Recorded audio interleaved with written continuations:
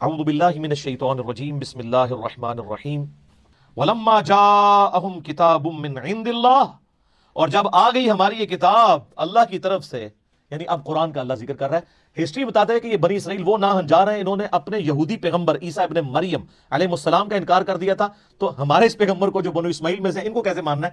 اب جب یہ کتاب ان کے پاس آئی ہے مصدق لما معہم، اس حال میں آئی ہے کہ جو کتابیں وہ خود مانتے ہیں نا، ان کتابوں کو یہ کتاب تصدیق کرنے والی ہے۔ یہ نہیں ہے کہ یہ کہہ رہی ہے کہ تسی سارے غلط ہو، چلو پھر تھوڑی کنفرنٹریشن آ جاتی ہے کہ یار یہ کتاب کہہ رہی ہے تورات بھی غلط انجیل بھی غلط، تو بندے کو دشمنی آتی ہے۔ جب یہ کتاب کہہ رہی ہے کہ تورات انجیل بھی اللہ کی کتابیں ہیں، اب کیا دشمنی ہے؟ اور تصدیق میں کیا قیامت مضمر ہے؟ تصدیق اس اعتبار سے بھی ہے کہ یہ کتاب کہتی ہے کہ تورات اور انجیل اللہ کی کتابیں ہیں، اور تصدیق اس اعتبار سے بھی ہے کہ تورات اور انجیل نے کہا تھا کہ پیغمبر آخر الزمان آئیں گے، ان پر کتاب نازل ہوگی صلی اللہ علیہ وآلہ وسلم، تو تمہاری کتاب جھوٹی ہو جانی تھی اگر یہ کتاب نازل نہ ہوتی۔ کیوں؟ تورات اور انجیل کی پروفیسیز اگر پوری نہ ہو تو کتابیں جھوٹی ہو جائیں گی نا۔ تو قرآن کا آنا ان کتابوں کو سچا کر رہا ہے کہ ان میں جو لکھا تھا نا کہ آخری پیغمبر نے آنا ہے، تو قرآن نے آ کے ان کتابوں کی عزت میں اضافہ کر دیا ہے۔ یہ تصدیق کرنے والی ہے، ان کتابوں کو بھی درست کہہ رہی ہے، اور پریکٹیکلی فزیکلی زبان حال سے مصدق بن کے آئی ہے ان کتابوں کی۔ مصدق لما معہم وکانوا من قبل، اور جب اس سے پہلے ان یہودیوں کی حالت تھی یستفتحون علی الذین کفروا، یہ کافروں پر فتح مانگا کرتے تھے اللہ تعالیٰ سے۔ قرآن نازل ہونے سے پہلے تو اس قرآن کے اور اس پیغمبر کے اتنے شہدائی تھے کہ جب کافروں سے ان کی جنگیں ہوتی تھی تو جنگوں میں جب ان کو شکست ہوتی تھی تو اس کتاب اور پیغمبر کے ذریعے سے اللہ کی طرف دعا مانگا کرتے تھے، کیا کہ یا اللہ اس پیغمبر کو جلدی جلدی بھیج، اس کے ساتھ مل کر ہم پوری دنیا میں تیرا نام روشن کریں گے۔ ظاہر ان کی کتابوں میں تھا، آخری پیغمبر نے آ کے رومن اور پرشین امپائر گرانی ہے۔ هو الذی ارسل رسولہ بالہدی ودین الحق لیظہرہ علی الدین کلہ، تو موجود تھا۔ آج بھی آپ انجیل کھول کے دیکھیں، میں نے قرآن کے تعارف میں کئی آیات بتائی ہیں۔ گوسپل آف جان جو ہے، یوحنا کی انجیل، جو 4 چیپٹر ہے نا، ان میں سے ایک یوحنا کی انجیل ہے، اس میں چیپٹر نمبر 15 سے 18 تک موجود ہے۔ عیسیٰ ابن مریم کہتے ہیں کہ مجھے تم سے بہت کچھ کہنا ہے لیکن ابھی تم متحمل نہیں ہو ان باتوں کے۔ وہ ہستی جب دنیا میں آئیں گی نا، وہ تمہیں وہ ساری باتیں سکھائیں گی، وہ اپنی خواہش سے کچھ نہیں کہیں گے، ان کے منہ میں اللہ اپنا کلام ڈالے گا۔ وما ينطق عن الهوى ان هو الا وحی یوحى، وہی بات قرآن میں آئے گی، اور وہ دنیا میں میرا نام روشن کریں گی۔ دنیا میں عیسیٰ ابن مریم کا نام کس نے روشن کیا ہے؟ نبی صلی اللہ علیہ وسلم نے۔ کس اعتبار سے کہ یہودیوں نے جو ان پہ جھوٹے بلیم لگائے، ان کو معاذ اللہ دجال کہا، ان کی والدہ پہ تہمت لگائی، وہ بھی دور کی سورہ مریم کے ذریعے، اور عیسائیوں نے جو ان کے بارے میں ڈیوینٹی کلیم کی، تو اللہ تعالیٰ نے وہاں پہ بھی حضرت عیسیٰ کی صفائی پیش کی ہے۔ لقد کفر الذین قالوا ان اللہ هو المسیح ابن مریم، بے شک کافر تو اصل میں وہ لوگ ہیں جو کہہ رہے ہیں کہ عیسیٰ ابن مریم اللہ ہی نے عیسیٰ کا روپ دھار لیا ہے۔ وقال المسیح، جبکہ مسیح تو ایسا نہیں تھا۔ مسیح تو کہا کرتے تھے وقال المسیح یا بنی اسرائیل اعبدوا اللہ ربی وربکم، اے بنی اسرائیل عبادت کرو اس رب کی جو میرا بھی رب ہے تمہارا بھی رب ہے۔ انہ من یشرک باللہ فقد حرم اللہ علیہ الجنہ ومأواہ النار وما للظالمین من انصار، بے شک جو کوئی اللہ کے ساتھ شرک کرے گا اللہ نے اس پہ جنت حرام کر دی ہے، اس کا ٹھکانہ دوزخ ہے، وہاں اس کا کوئی مددگار نہیں ہوگا۔ یار کیا شان ہے حضرت عیسیٰ کی۔ قرآن میں وجیہا فی الدنیا والآخرہ، وجاہت والے ہیں اس دنیا میں بھی اور آخرت میں بھی۔ جس کے اوپر ایلیگیشن لگے اور اللہ اس سے الزام دور کر رہا ہو کہ مسیح ایسے نہیں تھے، وہ تو میرا ہی نام لیا کرتے تھے۔ اچھا یہ ایک رخ ہے، لیکن اللہ تو آپ کو بتایا بڑا ڈڈ ہے۔ اللہ کا ایک دوسرا رخ بھی ہے اسی ٹاپک کے اوپر، وہ سورۃ المائدہ کا آخری رکوع ہے، قیامت کے دن جو حضرت عیسیٰ اور اللہ کی ملاقات ہونی ہے۔ سر وہ بندہ کانپ اٹھتا ہے، وہ جب یہ چیپٹر آتا ہے نا، اس میں جب زندگی شروع ہوگی، وہ جو ناول کا میں نے تعارف کروایا تھا، اس میں انہوں نے اس کو فلمایا ہے آڈیو ریکارڈنگ میں، ریٹن فارم میں۔ حضرت عیسیٰ ابن مریم، اللہ تعالیٰ آئے گا، اے عیسیٰ کیا تو نے کہا تھا کہ تجھے اور تیری ماں کو میرے سوا معبود ٹھہرا لیا جائے؟ ہائے ہائے ہائے، حضرت عیسیٰ علیہ السلام کی اس وقت کیا حالت ہوگی؟ ہم کہ یا اللہ میری اتنی صفائیاں تو نے دی ہیں، تجھے نہیں پتا؟ سر یہ توحید کا معاملہ بہت سینسٹیو ہے، اتنا سینسٹیو ہے کہ اللہ تعالیٰ اس لیول پہ اترا ہے سورۃ المائدہ کی آیت نمبر 17 پہ کہ اگر اللہ ارادہ کرے عیسیٰ کو، اس کی ماں کو اور جتنے زمین میں ان کو موت دے دے تو اللہ کا کوئی کیا بگاڑ لے گا؟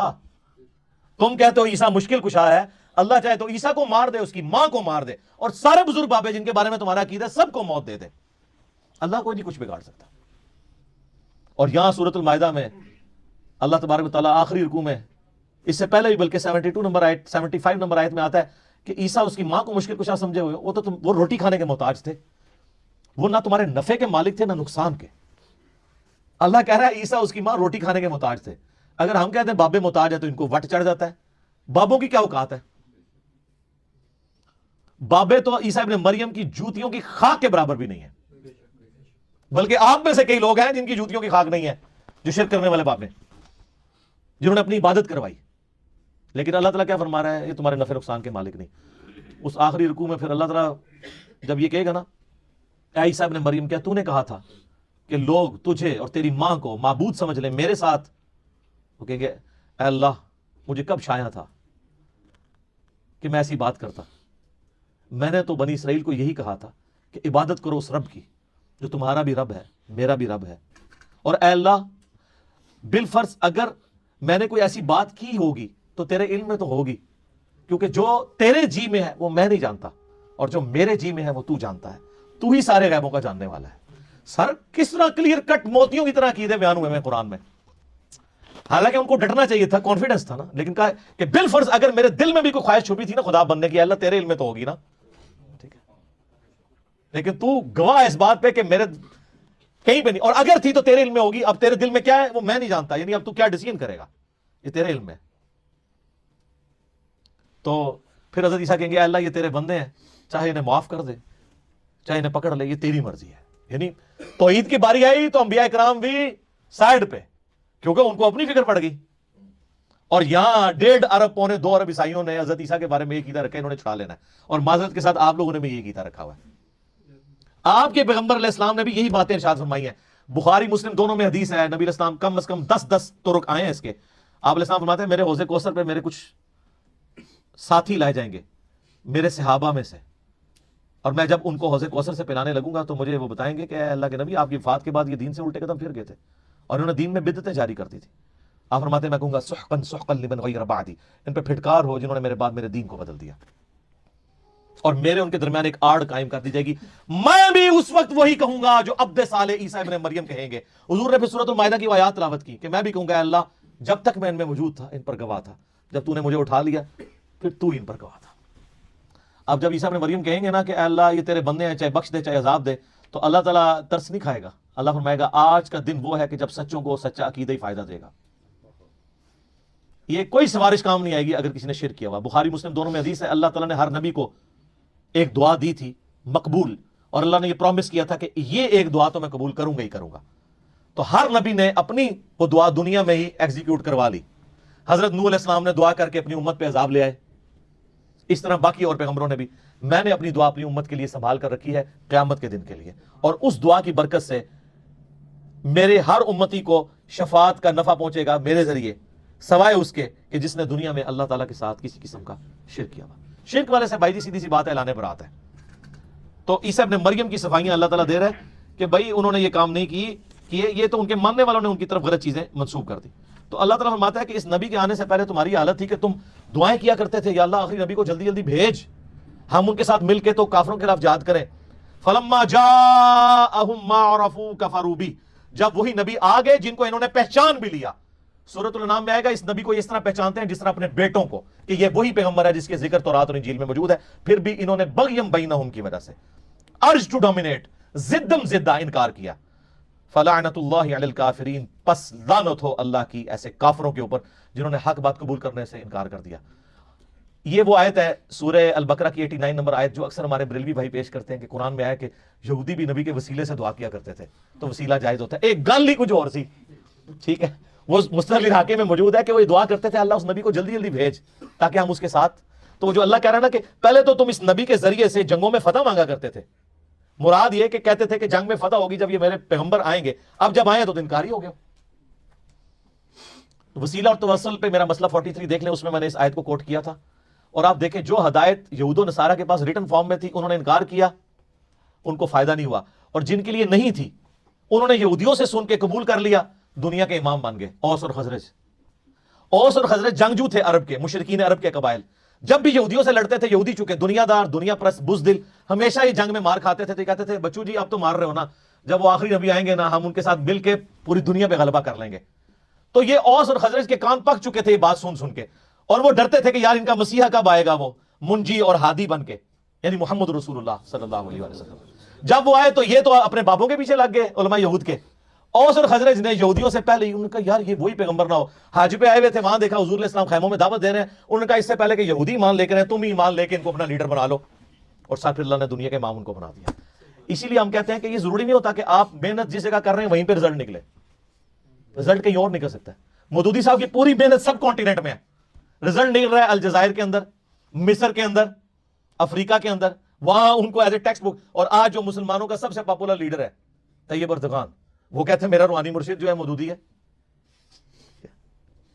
تو سر رزلٹ کہیں اور نکلے گا، وہ اللہ کو پتہ رزلٹ کہاں نکالنا ہے، جو قبول کر لے گا، ورنہ چچا ہوگا ابو لہب ہوگا۔ اور بلال حبشہ سے آیا ہوا ہے، جس کے بارے میں بخاری میں آتا ہے سیدنا بلال، سیدنا عمر کہتے تھے ابو بکر ہمارے سید ہیں جس نے ہمارے سید بلال کو آزاد کروایا، رضی اللہ عنہم اجمعین وعلیہم السلام اجمعین۔ تو جو محنت کرے گا میرے بھائی اس کو رزلٹ ملے گا۔